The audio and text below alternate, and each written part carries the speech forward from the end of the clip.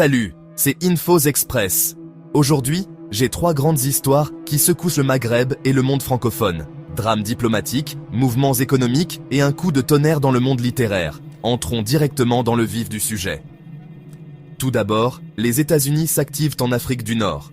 Christopher Landau, le secrétaire d'État adjoint américain, se rend en Algérie et au Maroc du 27 avril au 1er mai.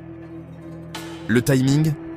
Très intéressant, car l'Algérie et le Maroc n'entretiennent plus de relations diplomatiques depuis 2021. Alors, l'oncle Sam essaie-t-il de jouer les médiateurs ici ? C'est la question à $1 million. À Alger, Landau doit discuter de sécurité, d'affaires et peut-être apaiser certaines tensions.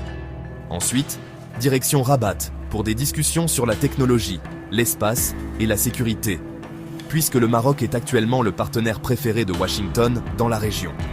Mais il y a plus, ce voyage fait suite à une grande réunion dirigée par les Américains à Madrid en février, avec tous les acteurs du Sahara à la table, le Maroc, l'Algérie, la Mauritanie et le Polisario.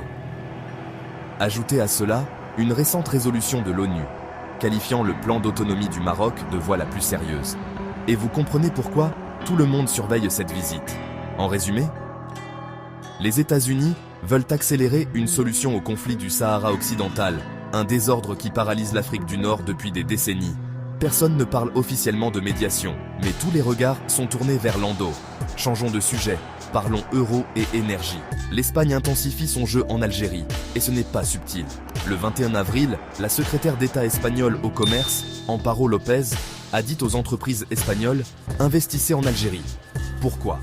L'Algérie est un pays stratégique et un fournisseur de gaz crucial, surtout avec la guerre en Ukraine qui bouleverse le paysage énergétique européen.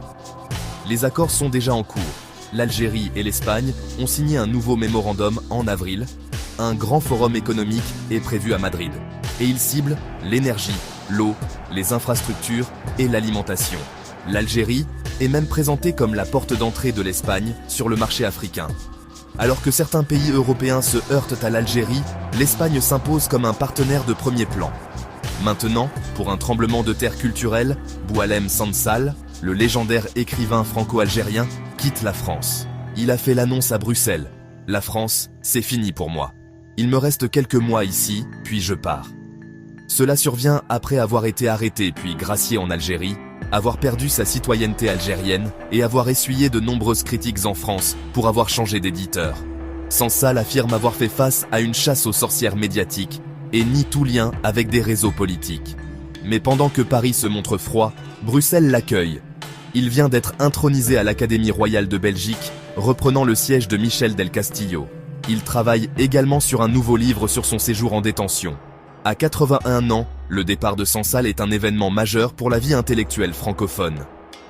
Voilà donc votre récapitulatif. La diplomatie américaine au Maghreb, le jeu économique de l'Espagne en Algérie et le départ dramatique de Boualem Sansal de la France. Si vous avez trouvé cela utile, aimez, commentez et abonnez-vous à Infos Express. À bientôt pour plus d'actualités. Abonnez-vous à notre chaîne. Cliquez sur la cloche pour rester au courant de l'actualité algérienne.